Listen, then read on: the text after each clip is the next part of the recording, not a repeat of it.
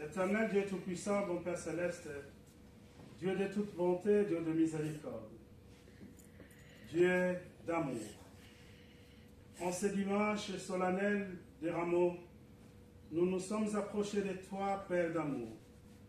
Nous sommes venus auprès de toi pour célébrer cette entrée triomphale de notre Seigneur Jésus-Christ en Jérusalem. Mais nous célébrons en ce jour l'entrée de notre Seigneur Jésus-Christ dans nos cœurs à travers les royaumes qu'il nous a promis, mais aussi le pardon des péchés qu'il nous a donné par son sacrifice. Nous sommes très reconnaissants, Père, de ce qu'il avait fait et de ce qu'il continue à faire pour notre bien-être spirituel. Nous te sommes aussi reconnaissants, Père, pour la protection des anges, pour toutes les protections possibles que tu nous as accordées tout au long de ces jours qui se sont écoulés. Nous voici devant toi, Père. Nous voulons être ici pour te louer, te glorifier et t'exalter, toi qui mérites toutes nos adorations. Nous amenons sur cet autel de grâce tous nos poids, tous nos soucis, toutes nos difficultés. Et en retour, nous voulons la paix du Seigneur, la paix à travers sa parole, la paix à travers son triomphe, la paix notre Dieu Tout-Puissant, à travers tout ce qu'il a pu faire, afin que nous puissions devenir, ou encore plus, redevenir tes enfants. Merci pour ce qu'avait fait notre Seigneur Jésus-Christ. Ce matin, notre Père, nous te confions toute la communauté entre tes mains. Nous te confions aussi, Père d'amour, tous ceux qui ne sont pas ensemble avec nous ici, dans cette salle. Pour ceux qui sont malades, nous te demandons, Père, selon ta volonté, si c'est possible, tu as la capacité de guérir et de leur offrir la santé qu'ils méritent. Père d'amour, nous prions aussi pour ceux qui doutent dans la foi, pour ceux qui se distancient de toi, qui ne veulent pas venir auprès de toi, Père d'amour, pour te glorifier et t'exalter. Nous te prions pour les indécis. Nous te prions, Père d'amour, pour tes enfants aussi, qui t'aiment et qui travaillent jour et nuit, afin que l'œuvre du Seigneur puisse accroître encore davantage. Nous te prions pour nos prédécesseurs dans la foi et nos apôtres, pour que l'Église de Christ puisse se manifester amplement sur cette terre, que tous ceux qui ont besoin du salut puissent s'approcher et qu'ils aient le salut que le Seigneur a déposé sur son Église. À travers le ministère de l'apôtre, où il dit « Tu es pierre sur cette pierre, j'ai bâti mon Église ». Il a bâti sur la pierre des apôtres, afin que cette Église ait une fondation solide, que cette Église ait l'Évangile qui provient de toi et qui donne la force, qui donne aussi l'espérance en retour de notre Seigneur Jésus-Christ. Bénis et protège chacun d'entre nous ici présents dans cette salle. Donne-nous ta parole à travers l'Esprit Saint, Père. Mais unis-nous aussi avec toutes les communautés du monde entier qui célèbrent aujourd'hui cette journée de Rameau, cette journée d'entrée de notre Seigneur Jésus-Christ en Jérusalem. Dieu d'amour et de miséricorde, maintenant nous voulons t'écouter. Donne-nous la parole, mais utilise tes serviteurs, parce que nous ne sommes que les instruments que tu as choisis. Nous ne sommes pas capables de nous tenir devant les autres, mais toi tu as voulu ainsi, Père, que ta volonté soit faite. Maintenant, humblement, tout ce que nous t'avons demandé, exauce-nous, Père, au nom de notre Seigneur Jésus-Christ. Amen. Amen. Chers bien-aimés, chers frères et sœurs, pour ce jour de grâce et de bénédiction, je vous souhaite aussi la bénédiction de notre Seigneur Jésus-Christ à tous pour cette journée de Rameau. La parole qui nous a été envoyée se trouve dans les évangiles, l'évangile de Luc, dans son chapitre 19, le verset 38 jusqu'à 40. Il disait « Béni soit le roi qui vient au nom du Seigneur, paix dans le ciel et gloire dans les lieux très hauts. » Quelques pharisiens du milieu de la foule dirent à Jésus « Maître, reprends tes disciples. » Et il répondit « Je vous l'ai dit, s'ils se taisent, les pierres crieront. » Amen. Amen. Pour cette journée, chers bien-aimés, chers frères et sœurs, nous allons pouvoir écouter aussi une lecture biblique en honneur de cette journée de Rameau. Sur Jean, nous allons lire sur Jean chapitre 12, verset 12 jusqu'à 19. J'ai dit. Le lendemain, une foule nombreuse de gens venus à la fête ayant entendu dire que Jésus se rendait à Jérusalem, prirent les branches de palmier et allèrent au-devant de lui en criant « Hosanna, béni soit celui qui vient au nom du Seigneur, le roi d'Israël. » Jésus trouva un anneau et s'assit dessus, selon ce qui est écrit. « Ne crains point, fille de Sion, voici ton roi vient, assis sur un petit d'une ânesse. » Ses disciples ne comprirent pas d'abord ces choses, mais lorsque Jésus eut été glorifié, ils se souvinrent qu'elles étaient écrites de lui et qu'il les avait accomplies à son égard. Tous ceux qui étaient avec Jésus, quand il appela Lazare du sépulcre et le ressuscita de mort, lui rendaient témoignage, et la foule vint devant de lui, parce qu'elle avait appris qu'il avait fait ces miracles. Les pharisiens se dirent donc les uns aux autres, « Vous voyez que vous ne gagnez rien, voici le monde est allé après lui. » Merci. Amen. Amen. Amen. 2017, dans l'ancien recueil.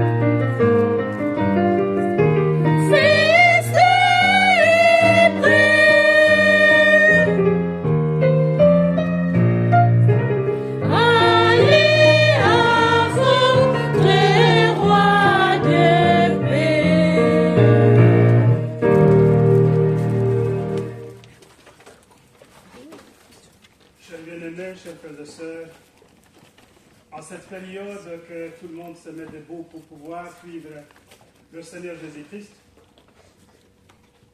en Israël, plus précisément en Jérusalem aussi, en la même période, ils se sont mis debout pour pouvoir célébrer la fête des Juifs, la Pâque. Ils se sont mis debout avec beaucoup de convictions. Ils ont apporté, la Bible nous dit que c'était le moment où le peuple juif abattait plus de moutons pendant toute la période de l'année.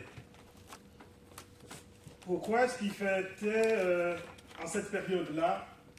Ils se souvenaient justement de l'Exode, de la libération de l'esclavage en Égypte.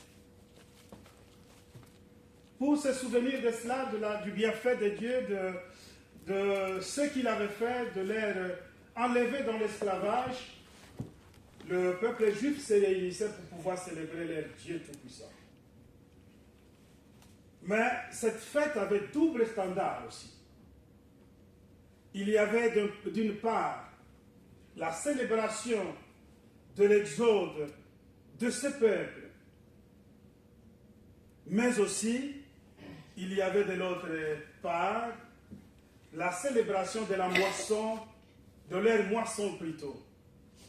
Entre autres, l'orge, c'était la culture la plus répandue à cette époque.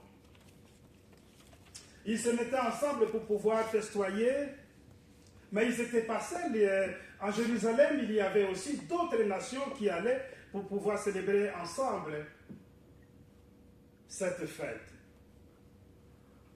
Entre autres, vous verrez qu'il y avait aussi des Grecs. Chers bien-aimés, chers frères et sœurs, en cette fête, il y avait des gens de toutes catégories. Il y avait des gens riches, des gens moyens et des gens pauvres. Mais tous, ils avaient un même but, de pouvoir célébrer la fête juive, la fête des Pâques. Parce que tout en étant riches ou pauvres ou moyens, tous, ils ont été dans cet imaginaire ou dans cette expérience qu'ils ont vécue ou leurs ancêtres ont vécu, s'il y avait entre eux ceux qui n'avaient pas vécu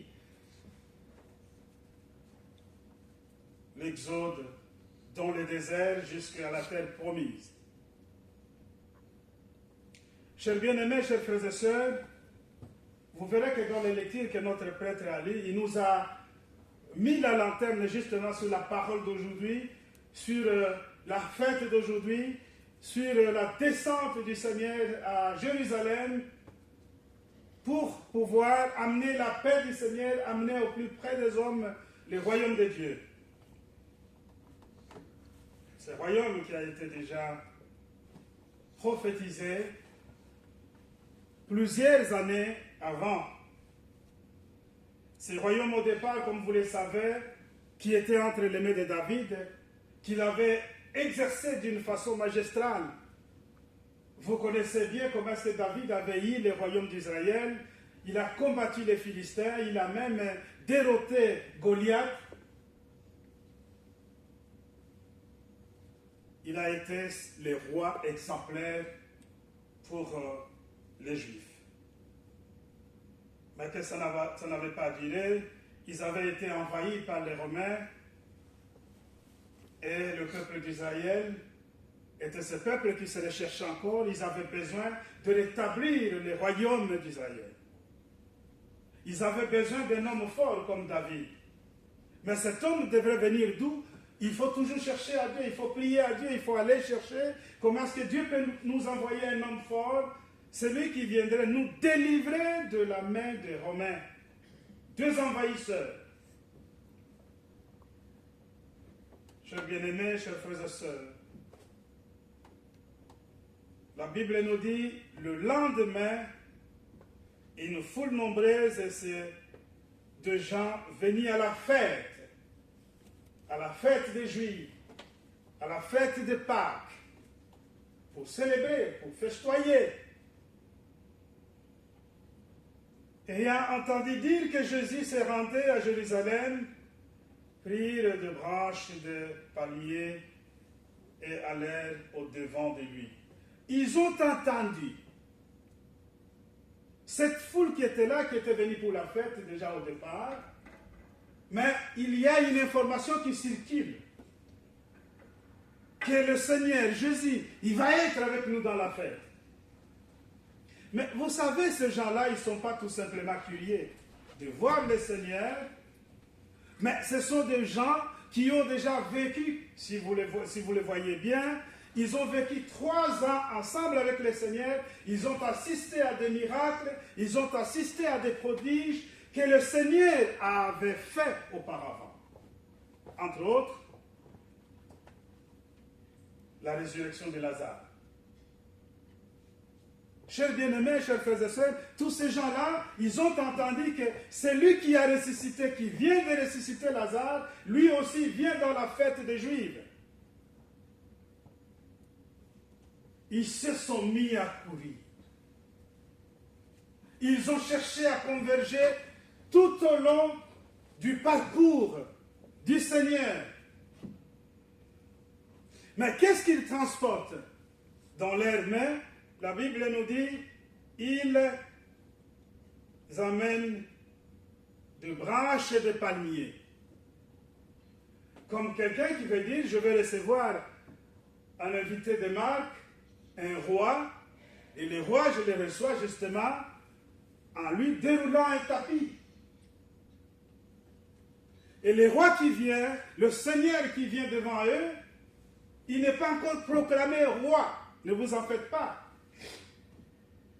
À part ceux qui ont été autour de lui, qui ont vu qu'il était Messie, parce qu'il a commencé à faire des prodiges, il a commencé à faire des miracles. Et tous ces gens qui sont autour de lui, ils ont vu que ça c'est le roi, ça c'est le Messie.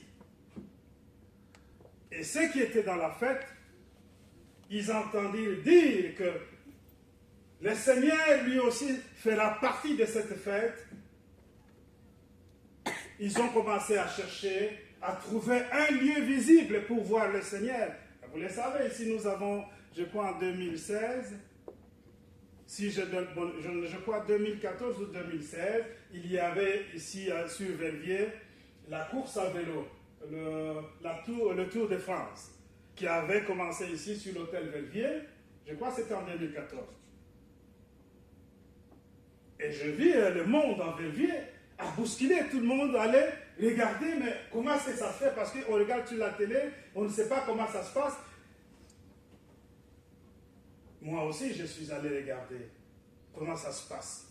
Et j'ai cherché à trouver une place adéquate pour pouvoir vivre ces moments incroyables, parce que j'aime bien la course à vélo. Et moi, j'ai trouvé une occasion unique, moi aussi, d'aller regarder comment ça se passe. Mais c'est de la même manière, ces gens-là, qui ont déjà entendu parler qu'il y a Jésus-Christ qui est en train de faire des miracles, de ressusciter des gens, de guérir des malades, de multiplier du pain, de donner de la vie. Chers bien-aimés, chers frères et sœurs, tous ces gens veulent voir ce Seigneur-là. Et les autres qui veulent venir, et ils ont aussi une autre façon de voir les choses. Ils ont une perspective dans leur cœur peut-être de penser, mais est-ce qu'il ne fera pas de miracles? Parce que lui, c'est un faiseur de miracles. Il y a une grande foule et tout le monde sera là. Alors, nous aussi, on va aller. S'il fait le miracle, peut-être qu'il va encore une fois de plus multiplier les pains. Nous ne manquerons rien à manger. Ils sont accourus aussi. Ils sont allés chercher la bonne place. Ils veulent voir le Seigneur. Chers bien-aimés, chers frères et sœurs, tout le monde veut voir le Seigneur.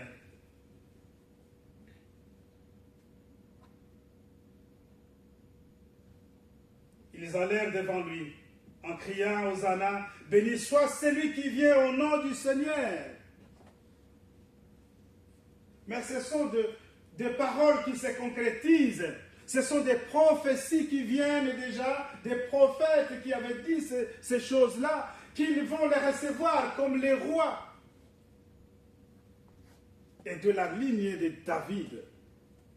David était déjà décédé plusieurs années avant l'arrivée du Seigneur. Il pouvait être un ancêtre du Seigneur. Il n'est pas directement comme ça avec le Seigneur, mais la Bible dit il vient de cette lignée de David. Et le gens ici, le gens de la foule, ce qui me tique encore une fois de plus, c'est ce que les gens reconnaissent que c'est lui qui vient au nom du Seigneur, le fils de David. Ils ont crié, le fils de David. Comment ces gens arrivent à concorder de la prophétie à la réalité dans l'arrivée du Seigneur et dans cette entrée triomphale en Jérusalem. Déjà au départ, le Seigneur, comme je viens de vous le dire, lorsqu'il a fait le miracle de la résurrection de Lazare, il est resté ce soir-là et Marthe, comme vous le savez, pour remercier le Seigneur, avait pris le parfum de nard qui coûtait encore extrêmement cher, que nous pouvons estimer une année de salaire. Et il prend ce parfum-là, il va aller mouiller les pieds du Seigneur, parfumer les pieds du Seigneur et nettoyer avec ses cheveux. Chers bien-aimés, chers frères et sœurs, ça se passe en Béthanie. Mais alors le Seigneur qui prend maintenant le départ au lendemain pour pouvoir aller à la fête, il parcourt la distance de Béthanie jusqu'au mont des Oliviers. Quand vous arrivez au mont des Oliviers, je sais que, je ne sais pas s'il y a quelqu'un qui est déjà parti en Israël pour pouvoir nous dire ça après. Moi, je n'ai jamais été. Mais je regarde de temps en temps. Je m'intéresse aussi à la géographie, donc. Je regarde de temps en temps, je vois que le mont des Oliviers surplombe Jérusalem. Ça veut dire que c'est au-dessus. C'est comme Andrimont qui surplombe Verviers. Ça veut dire que quand vous êtes sur le mont des Oliviers, vous voyez de loin Jérusalem. Vous descendez sur la vallée de Kidron. Et vous arrivez à Jérusalem. C'est lui qui vient de parcourir de Béthanie jusqu'à Mont des Oliviers à pied. Et quand il arrive au Mont des Oliviers, il s'arrête. Il veut maintenant concrétiser la parole de la Bible, chers bien-aimés. Rien n'est pas au hasard. Tout ce qui est dit se concrétise. Le Seigneur s'arrête, il appelle les siens, il appelle les disciples, il dit, il est arrivé maintenant le moment d'aller me chercher un anneau. Parce que d'ici jusqu'à Jérusalem, je ne pars plus à pied. Je prends maintenant l'anneau, parce que c'est écrit sur la Bible, et tout se concrétise à la lettre. Il est le Seigneur. Ça ne peut être que le Seigneur. Ça ne peut être que le Seigneur qui fait ces choses-là. Que lui n'a pas été, lorsque les prophètes ont commencé à prophétiser, que lui a parcouru toute la Bible. Nous sommes ici, lorsqu'on nous donne un livre à lire, est-ce que nous allons pouvoir retenir jusque dans des petits virgules près de ce que dit le livre? Nous pouvons expliquer dans la synthèse du livre, nous pouvons expliquer ce que nous avons compris. Si on nous donne un livre ici, 5 personnes, donnez-nous la synthèse, ça ne sera pas la même synthèse. Chacun a sa façon de synthétiser les choses. Le Seigneur, lui, il a concrétisé ces choses à la virgule près. Et il appelle le disciple, il leur dit, allez-y, allez-y, dans un village. Et là, à l'entrée du village, à droite, il dit bien à droite, vous verrez un anneau qui est attaché. Vous le détachez et vous l'amenez vers moi. Si quelqu'un vous demande, et ça aussi c'est écrit dans la Bible, dans la prophétie, si quelqu'un vous demande, dites-le, le Seigneur en a besoin.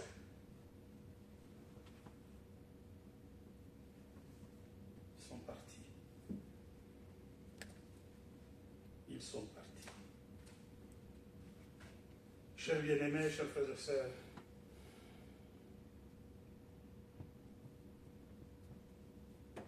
lorsqu'ils approchèrent de Jérusalem, ça c'est dans Marc, il explique ces choses-là. Lorsqu'ils s'approchèrent de Jérusalem et qu'ils firent près de Béthagée et de Béthanie, vers la montagne des Oliviers, Jésus envoya 2 de ses disciples en leur disant, allez au village qui est devant vous, dès que vous y serez entrés, dès que vous entrez dans le village. Ici, le village ici, ils sont bien spécifiques. Lorsque vous conduisez, vous regardez, vous arrivez quelque part, on vous dit, Brény, vous êtes à Soumagne, vous êtes à Aix. C'est noté. Est-ce qu'à cette époque, il y avait des pancartes? Il y avait des poteaux indicateurs. Nous avions parlé du poteau indicateur une fois avec le jeune à Liège. Je ne sais pas s'ils retiennent encore ça. Que le Seigneur, lui, c'est le vrai poteau indicateur. Chers bien-aimés, chers frères et sœurs, à cette époque-là, il n'y avait pas des indications. Je ne pense pas. Mais le Seigneur précise qu'il envoya 2 de ses disciples. Allez au village qui est devant vous. Dès que vous y serez entrés, vous trouverez un anneau attaché sur lequel aucun homme ne s'est encore assis. Détachez-les, amenez-les. Si quelqu'un vous le dit, pourquoi vous faites-vous cela? Répondez, le Seigneur en a besoin. Et à l'instant, ils les laissèrent venir ici. Les disciples étant allés, trouvèrent l'anneau attaché dehors, près d'une porte, au contour du chemin, et ils détachèrent. Quelques-uns étaient là, leur dire, que faites-vous? Pourquoi détachez-vous cet anneau? Ils répondirent, comme Jésus leur avait dit. On les laissa partir. Chers bien-aimés, chers frères et sœurs, dans Zacharie 9:9, on nous parle de cet anneau. Zacharie, c'est un prophète. Zacharie, c'est plusieurs années avant Jésus-Christ. Zacharie dit, lui, ce roi-là, va monter sur un anneau pour pouvoir entrer triomphalement en Jérusalem. Vous imaginez comment les choses sont en train d'être concrétisées? Comment ça se fait? Comment ça se fait que tout ce qui a été dit là, ça se concrétise exactement comme ça a été écrit, comme ça a été prophétisé?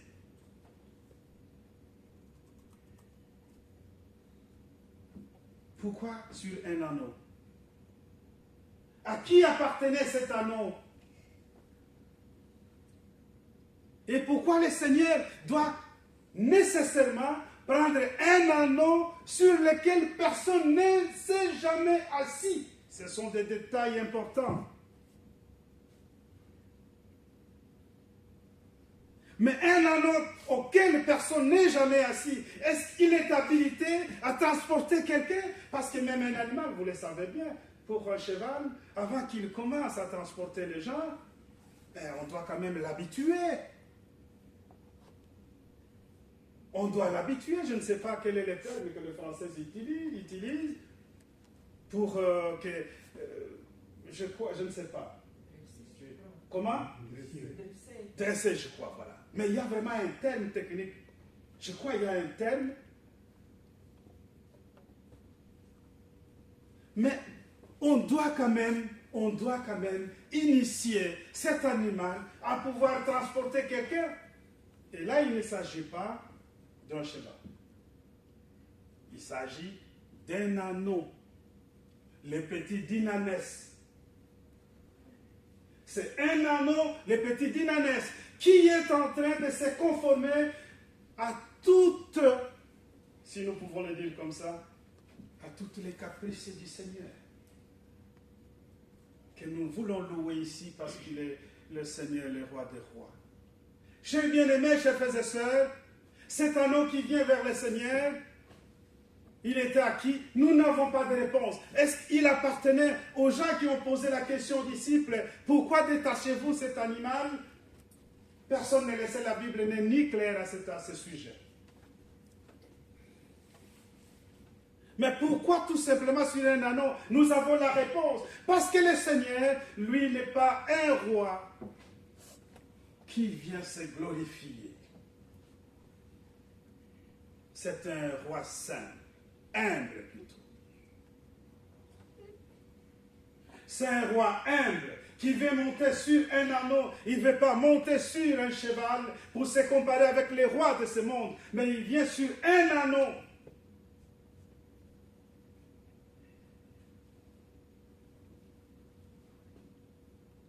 Et lorsqu'il monte sur cet anneau, lorsqu'il descend les monts des Oliviers, et lorsqu'il commence à traverser la foule, eh bien, là, les choses sérieuses ont commencé. Les choses sérieuses ont commencé. Ne crains point, fille de Sion, voici ton roi vient. Ici, on nous dit, selon ce qui a été écrit. Où est-ce que vous trouvez cette écriture? C'est dans l'Ancienne Alliance, dans la prophétie des prophètes.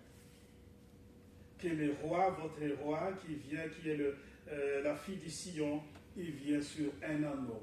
Il vient devant vous. Ses disciples ne comprirent pas d'abord ces choses. Mais lorsque Jésus était glorifié, ils se souvinrent qu'elles étaient écrites de lui et qu'il les avait accomplies à son égard. Même les disciples, ils n'avaient pas compris de ces choses-là, chers amis. Ils n'ont pas compris. Ce n'est pas mauvais de ne pas comprendre. Ce n'est pas un péché de ne pas comprendre. Nous aussi, à un moment donné, nous nous posons des questions sur certains tas de choses. C'est vrai, ça doit être comme ça. Parfois, on se pose des questions sur la vie éternelle. Parfois, on se pose des questions sur le retour du Seigneur. Parfois, on se pose des questions sur notre vie de foi. On se pose mille et une questions, mais est-ce que je suis vraiment le disciple du Seigneur? Est-ce que si je suis le disciple du Seigneur, pourquoi est-ce que je dois vivre tout ce que je suis en train de vivre? Pourquoi la souffrance? Pourquoi la maladie? Pourquoi la mort? Pourquoi est-ce que je dois vivre de carence alors que je suis aussi le disciple du Seigneur? Nulle part, le Seigneur avait promis la richesse à ses disciples. Mais dans toutes les parts de sa parole, le Seigneur leur avait promis le royaume de Dieu et l'assistance à chaque fois. Il leur avait promis qu'il serait toujours avec eux. Être toujours avec le Seigneur, ça veut dire qu'il nous accompagne, il nous assiste, il nous bénit, il nous donne tout ce dont nous avons besoin, si nous le demandons avec humilité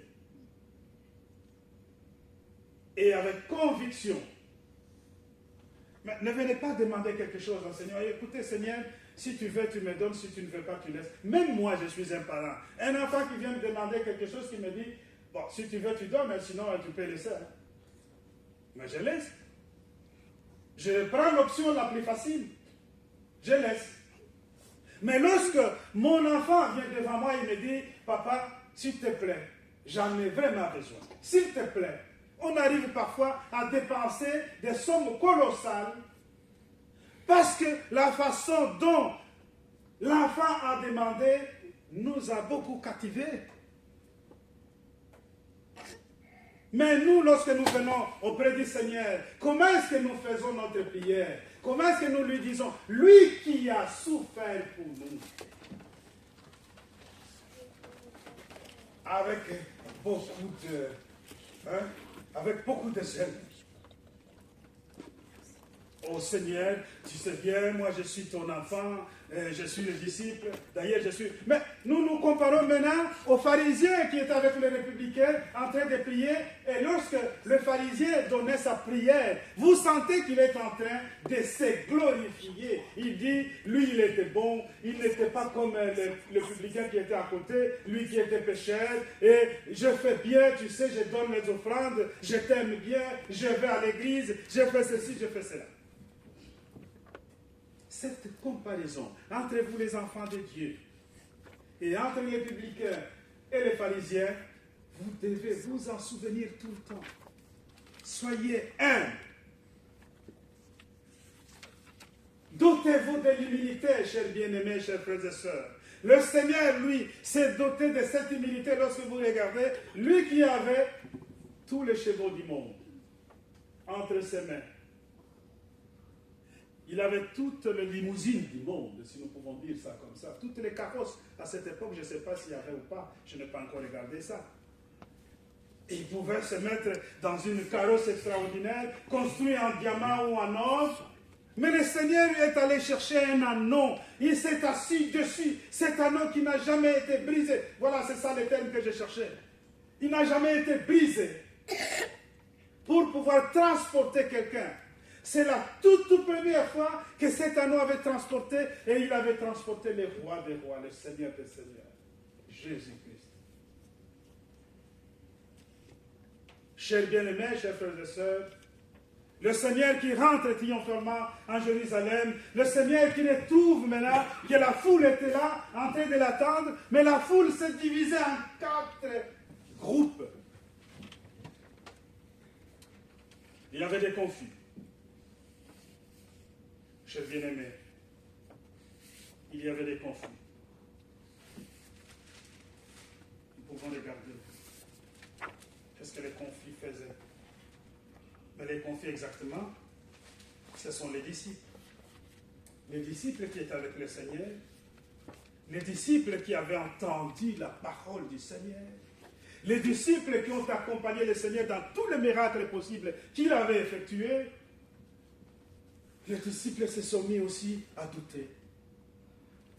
Ils se sont mis à douter. Ils se sont dit, mais est-ce que c'est lui? Ou ça peut être un autre. On ne sait pas. Chers bien-aimés, ils se sont mis à douter. Ce n'est pas aussi un péché de douter quelque part. Lorsque vous doutez, vous devez revenir vers le Seigneur. Parce que les disciples qui avaient douté plutôt, qui étaient confus après, lorsque le Seigneur s'est ressuscité, ils se sont souvenus de ce qu'il leur disait. Les doutes, ça ne peut pas être permanent. Ça ne peut pas rester tout le temps. Les doutes doivent être dissipés par la parole de Dieu, parce que la parole de Dieu, c'est la vérité qui vient en nous. Il y avait aussi des convaincus. C'était des disciples, un certain nombre de disciples qui étaient convaincus, mais aussi, il y avait aussi d'autres frères qui avaient accompagné tous ces miracles, qui avaient dit, il y a personne n'a jamais fait ce que ce monsieur est en train de faire. C'est le Messie, tout simplement, qui peut faire ça. Il n'est qu'un Messie. Il ne peut pas être quelqu'un d'autre. C'est le Messie. Une partie des disciples et quelques frères l'ont accepté. Ils ont dit, ça c'est le Messie.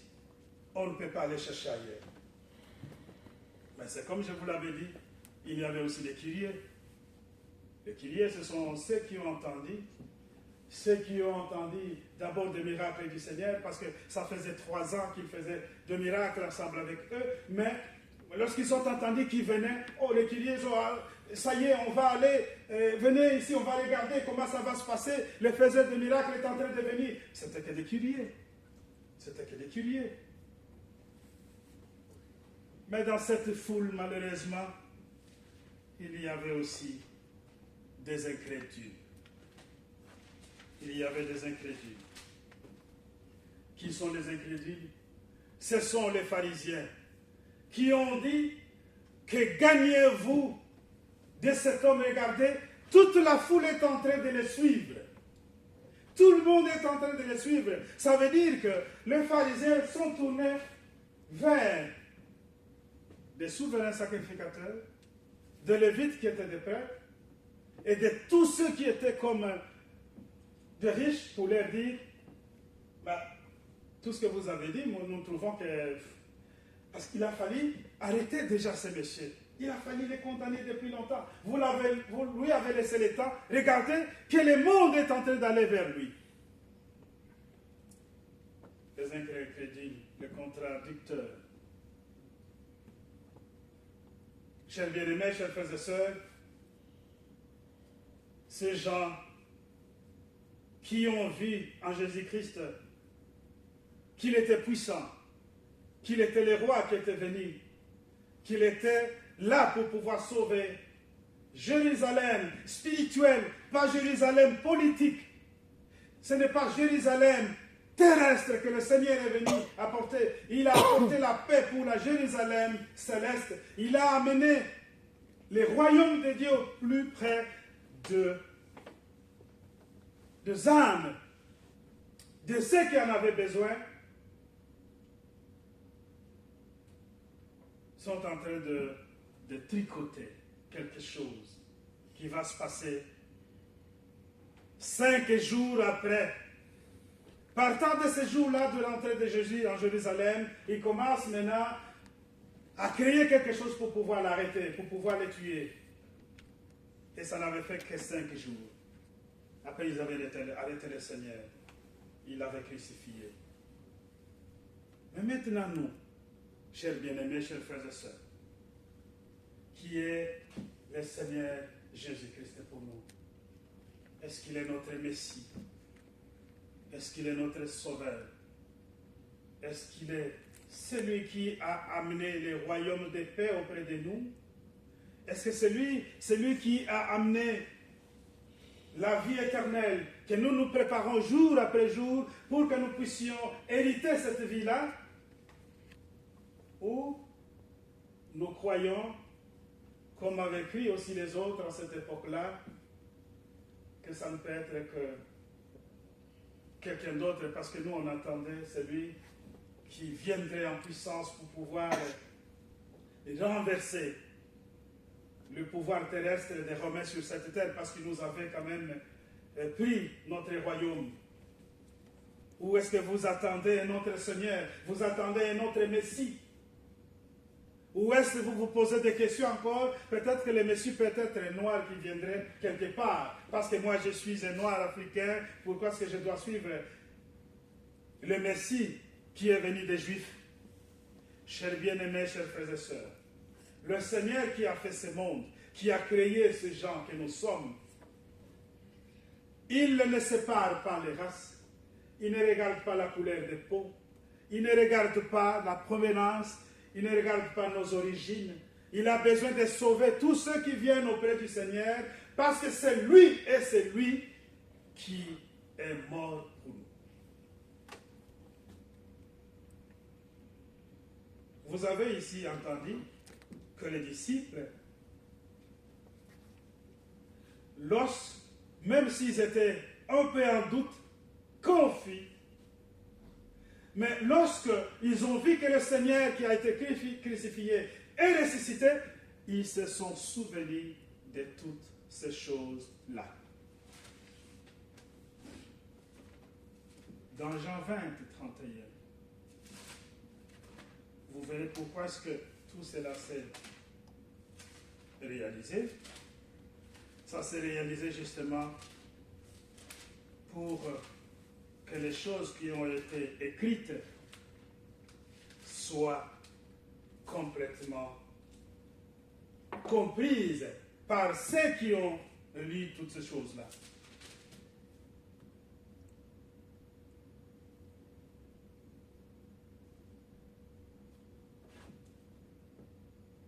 Jésus a fait encore en présence de ses disciples beaucoup d'autres miracles qui ne sont pas décrits dans ces livres. Mais ces choses ont été écrites afin que vous croyiez que Jésus est le Christ, le Fils de Dieu, et en croyant, vous ayez la vie en son nom. Toutes ces choses ont été écrites pour que vous puissiez croire que le Seigneur est lui qui nous donne la vie éternelle. Et lui qui fait en sorte que nous puissions avoir la vie éternelle. Mais ces choses ont été écrites afin que vous croyiez en Jésus et le Christ, le Fils de Dieu, et qu'en croyant, vous ayez la vie en son nom. Amen. Amen. C'est un jour de fête. Vous êtes venus en retard, on a commencé en retard, mais on a quand même besoin d'écouter notre prêtre pour quelques minutes. Et notre diacre Robert aussi. La chorale peut nous donner un chant. 226. 226. Va diriger. Allez, allez.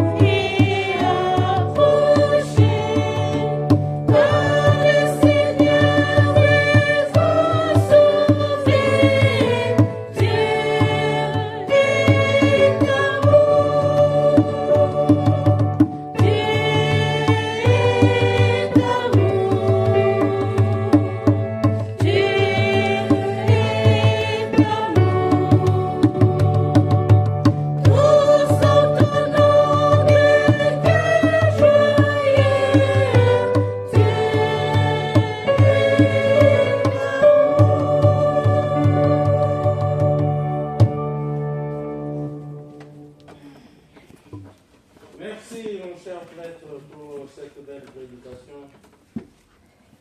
Joyeuse fête, mes bien-aimés. L'entrée de notre Seigneur Jésus-Christ dans cette ville de Jérusalem. Je voudrais faire un parallélisme avec l'entrée du Seigneur à Verviers. Mais il n'est pas entré à Verviers.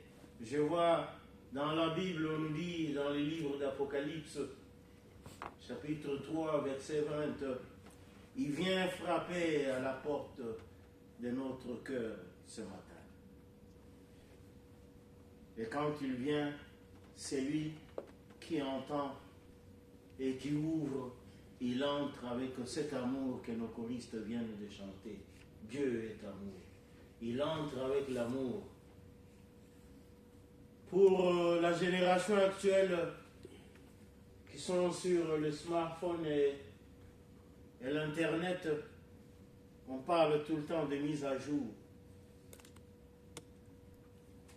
Ce matin, nous qui avons accepté notre Seigneur Jésus-Christ comme Seigneur et Sauveur, il vient encore une fois de plus frapper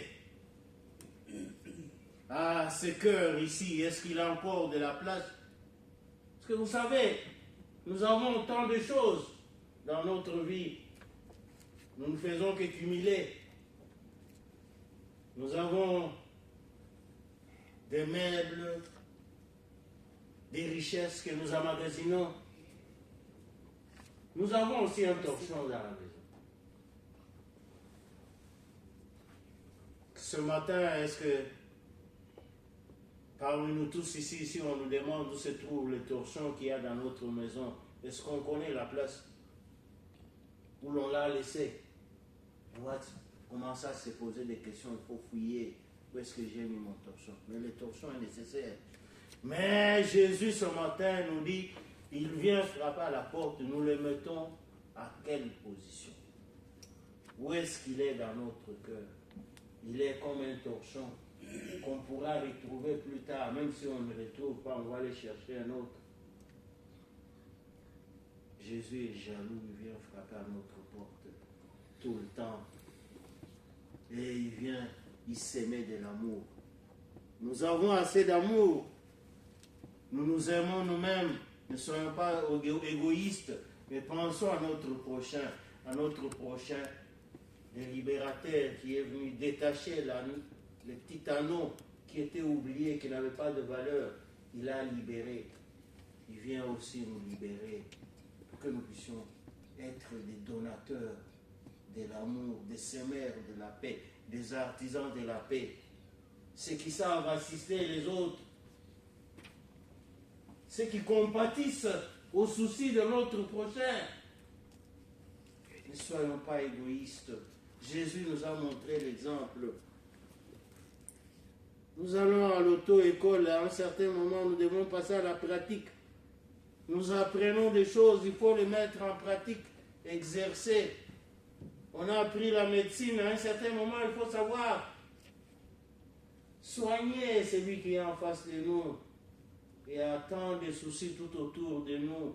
Il y a tant de grincements dedans. Jésus est venu ce matin nous rappeler qu'il nous a donné cette mission d'apporter la joie tout autour de nous. Nous sommes les sels de la terre, qu'il nous a dit. Les sels apportent le goût. Les sels stérilisent. Il enlève les infections, il enlève des maladies, il soigne. Et nous, en ce dimanche, de l'entrée de Jésus dans notre cœur, il était déjà entré, mais il vient faire une mise à jour, nous rappeler qu'il est dedans. Est-ce qu'il a encore de la place? Ou alors on est en train de les pousser vers les accessoires? S'il vous plaît, nous avons une mission, nous tous. Nous sommes des missionnaires. Jésus nous envoie ce matin. Chacun a un talent que Dieu a placé en lui. Apportez un peu ce talent-là pour la joie et la paix tout autour de nous. Avec beaucoup plus d'humilité. Ne soyons pas des faiseurs de leçons, mais allons avec douceur. Jésus, quand il nous apprend, Jésus était doux. Jésus ne frappait pas. Et c'est la méthode que nous devons utiliser.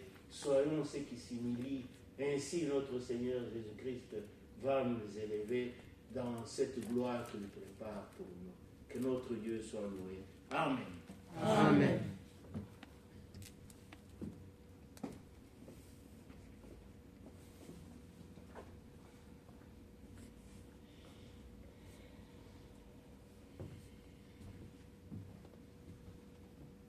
Merci mes chers prêtres pour ces très bonnes prédications, de très bonnes paroles.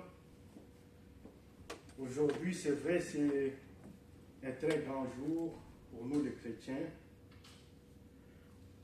Donc le dimanche des Rameaux, ça nous rappelle l'entrée triomphale de Jésus dans Jérusalem. Et nous aujourd'hui, chers frères et sœurs, Jésus vient faire une entrée triomphale dans nos cœurs. Quand nous lisons dans Luc 19, versets 29 à 36, il y a eu des préparatifs. Et pour nous, nous sommes aussi préparés.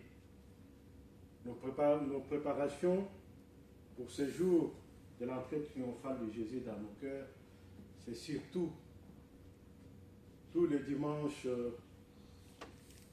et tous les services divins auxquels nous avons participé, toutes nos prières, nos offrandes,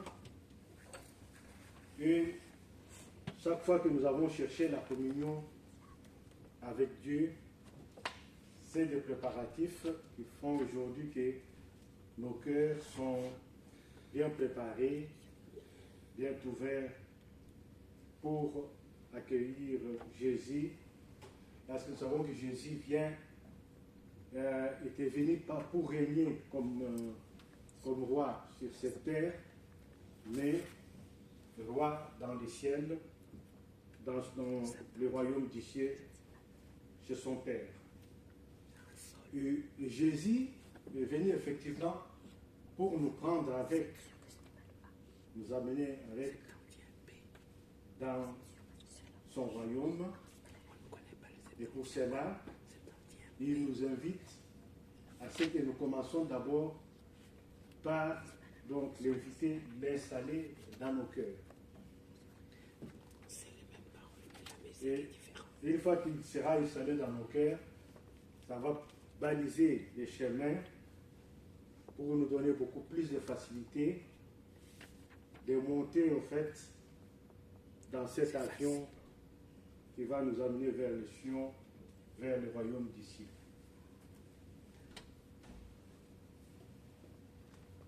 Et cela veut dire qu'aussi longtemps que Jésus n'est pas encore là, nous continuons avec des préparations.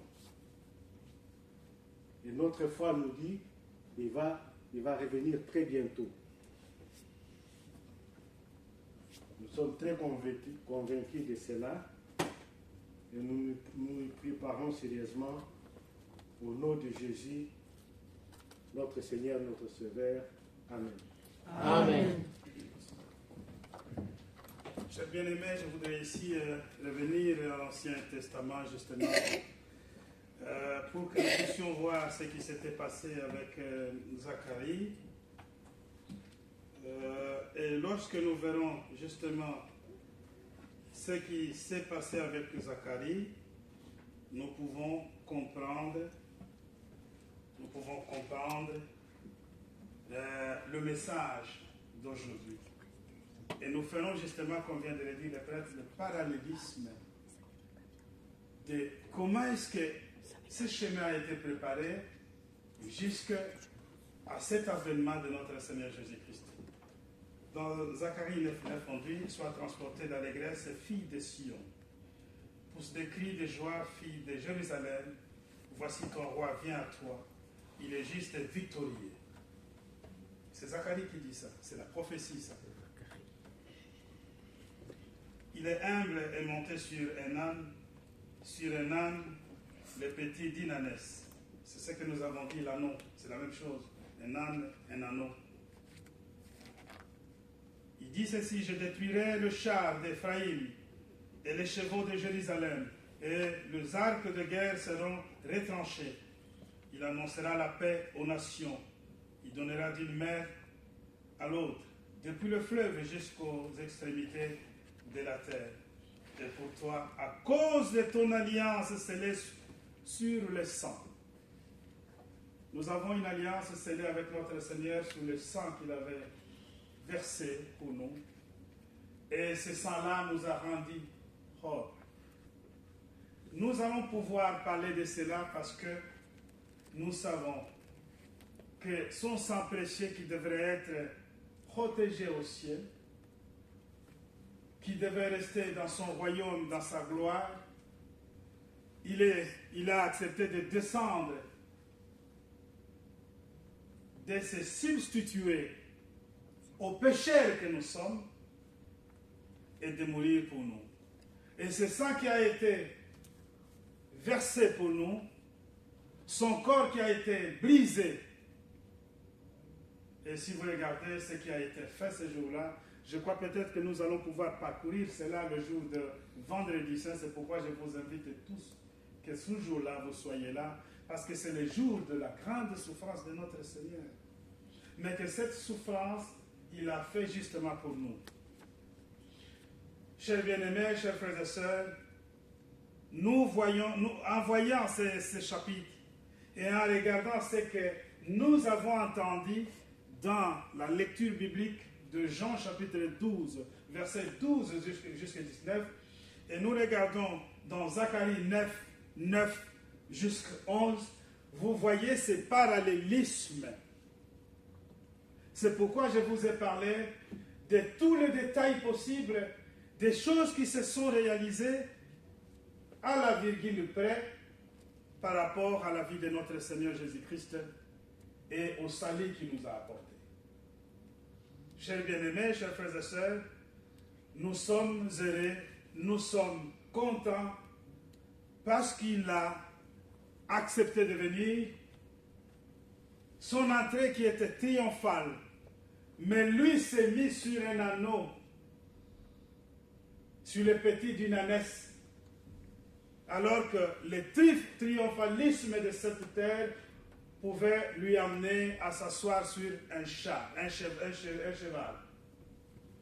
Lui n'a pas utilisé un cheval, il a utilisé un anneau pour être encore une fois de plus humble.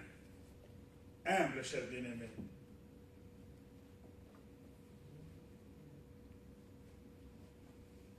Chers frères et sœurs, je voudrais que nous puissions prendre le temps à chaque fois de réfléchir de ce qu'avait fait le Seigneur pour nous. De ne pas être comme des gens qui n'ont jamais entendu parler du Seigneur, ceux qui étaient venus comme des curieux, qui voulaient voir, ouais, il va faire des miracles, peut-être qu'il y aura du pain, il y aura du poisson, peut-être qu'il va encore ressusciter des gens, dans la foule, peut-être quelqu'un peut tomber malade, il va encore guérir. Ouais, il vient, c'est lui. Nous ne venons pas comme les curieux. Nous ne venons pas non plus comme des conflits. Parce que nous savons la vérité aujourd'hui, nous n'avons pas besoin d'avoir encore des doutes dans notre cœur.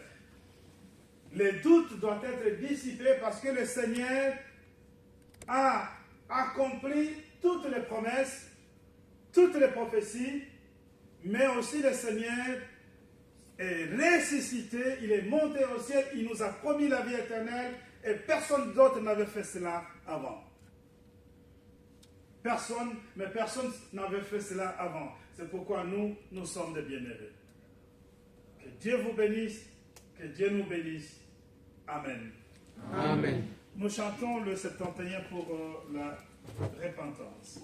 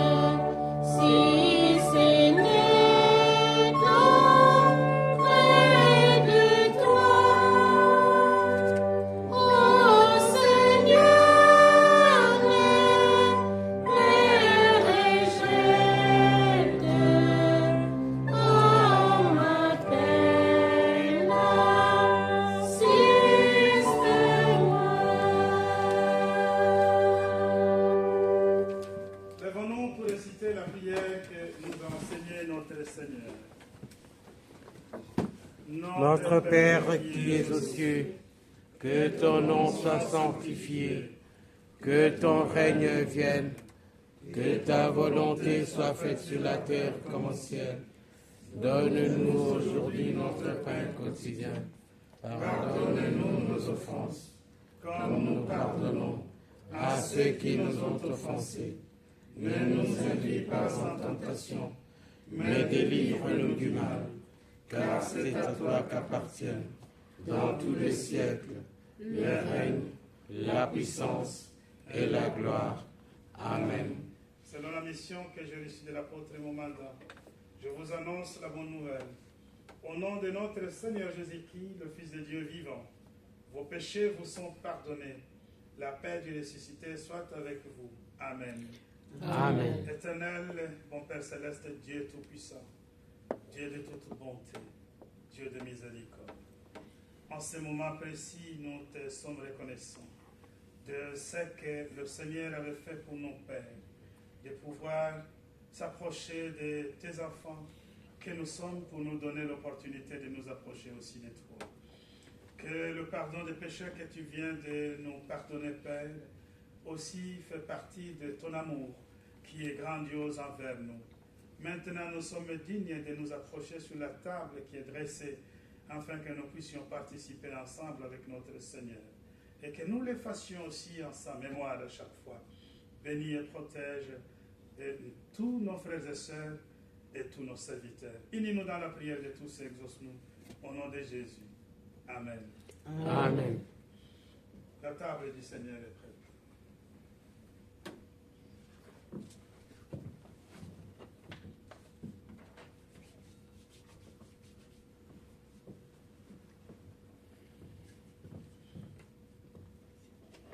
Prions.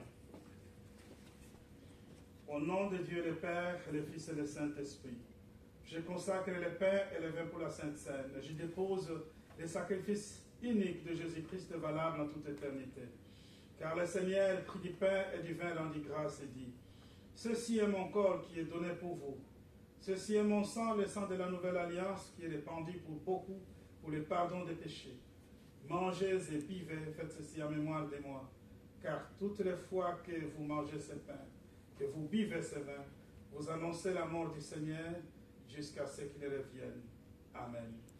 Amen.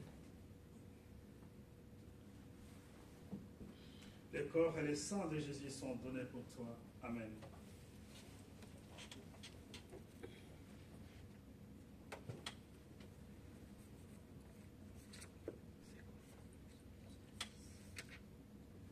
Asseyez-vous, s'il vous plaît.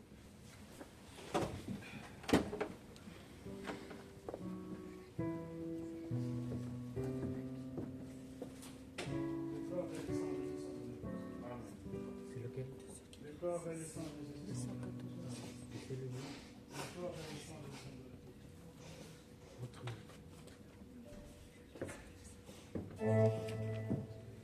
Pour la Sainte Seine, chers bien-aimés, chers frères et sœurs, nous chantons le cantique 286. Et la communauté est invitée à la Sainte Seine.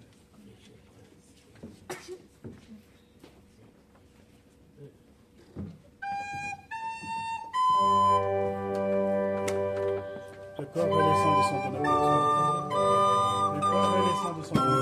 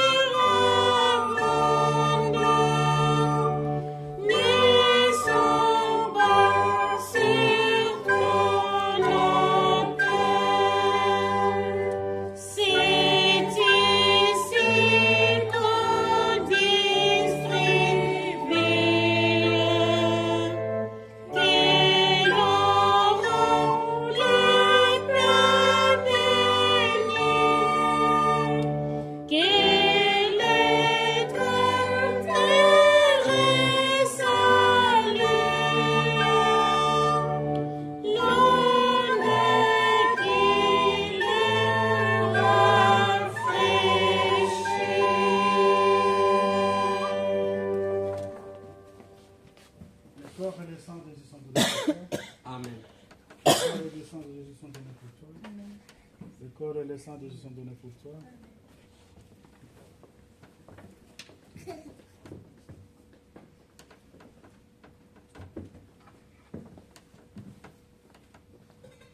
Nous allons nous lever pour finir le service divin par la prière. Ô éternel Dieu de toute bonté, Dieu de miséricorde, c'est tout à fait grandiose tout ce que tu viens de nous donner comme parole en ce dimanche solennel de Rameau. Dieu d'amour et de miséricorde, nous avons vu ce qu'a réalisé notre Seigneur Jésus-Christ. Toutes les prophéties qui ont été données à son égard ont été réalisées les unes après les autres.